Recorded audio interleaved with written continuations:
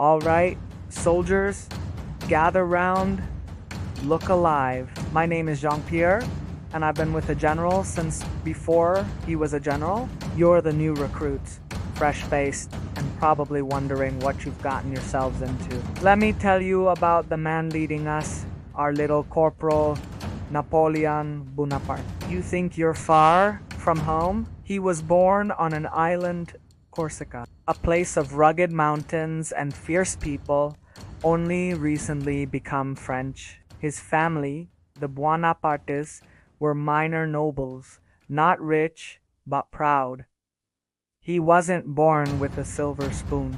He was one of 8 surviving children, a boisterous, chaotic household. Imagine that. He had to fight for everything, even at the dinner table. They say as a boy, he was quiet, thoughtful, but with a fire in his eyes. He preferred his books and his toy soldiers to the games of other children. He was already a general in his own mind, commanding armies in his imagination. His father saw that spark and knew Corsica was too small for him. So, at just 9 years old, he was sent away to military school in mainland France. Brienne, can you imagine? 9 years old, shipped off to a foreign country where you barely speak the language. The other boys, sons of wealthy French aristocrats, they mocked him. They laughed at his Corsican accent, called him the straw on his nose because of how he pronounced his name. He was an outsider, always. But did he crumble? No. He buried himself in his studies. History, mathematics, geography, especially mathematics. He understood that war isn't just about bravery. It's about angles, speed, and calculation. Geometry on a battlefield, he calls it. While they were mocking him, he was learning how to defeat them.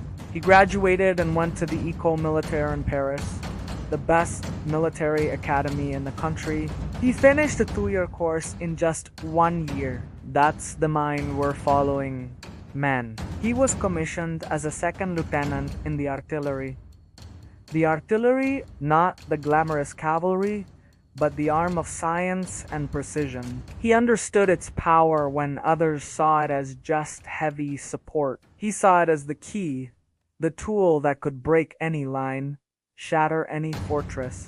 He devoured books on tactics, on the great commanders of history, Alexander, Caesar, Hannibal.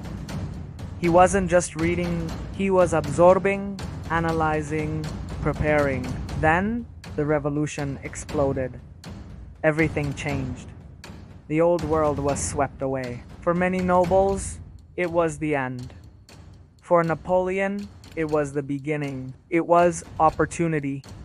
Titles no longer mattered as much as talent, and he had talent in spades. Our first real test together, you remember?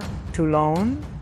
The city had turned against the Republic, handed its port over to the British. A disaster. Our army was stuck, bogged down, led by incompetent fools who didn't know the first thing about a siege. We were going nowhere. Then he arrived, a young, unknown artillery captain. He took one look at the situation, at the maps, and he saw what no one else did. Everyone was focused on attacking the city itself, a bloody, costly mistake. He pointed across the harbor. There, he said, take that high ground, Fort Elegillet, control that point, and we can rain down cannon fire on the British ships. They'll have no choice but to flee. Once their fleet is gone, the city will fall. The old generals, they scoffed. This upstart kid. But the political commissioners, they were desperate. They gave him his chance, and we did it. We fought like demons under his command. He was right there with us in the mud and the rain, sighting the cannons himself, directing every shot. He wasn't some general sitting in a tent miles away. He was in the thick of it. He even took a bayonet to the thigh. During the final assault, Hib led with us. When our cannons opened up from that high ground, it was exactly as he'd predicted. The British fleet scattered like frightened birds. Toulon was ours. That day, he made us see it. War isn't just chaos. It's a science. It's about finding the decisive point, the enemy's weakness, and striking with overwhelming force. He taught us the meaning of speed, of concentration. While other armies march, we fly. We live off the land. We march light. And we arrive where the enemy least expects us, with more men than they thought possible. He sees the whole battlefield as a single entity, a living thing. He knows when to push, when to hold, when to feint. He can read the minds of other generals before they've even had their breakfast. He was made a brigadier general for 24 years old. Think of it, from a mocked schoolboy to a general of the Republic. Why? Because he's not just a soldier. He's a force of nature. He believes in destiny, yes, but he also believes in hard work, in study, and in courage. He rewards merit, not birth. Look around you. We're a mix of men from all walks of life, but under him, we are an army. He inspires a loyalty I've never seen. It's because he asks nothing of us that he wouldn't do himself. He shares our hardships. He knows our names.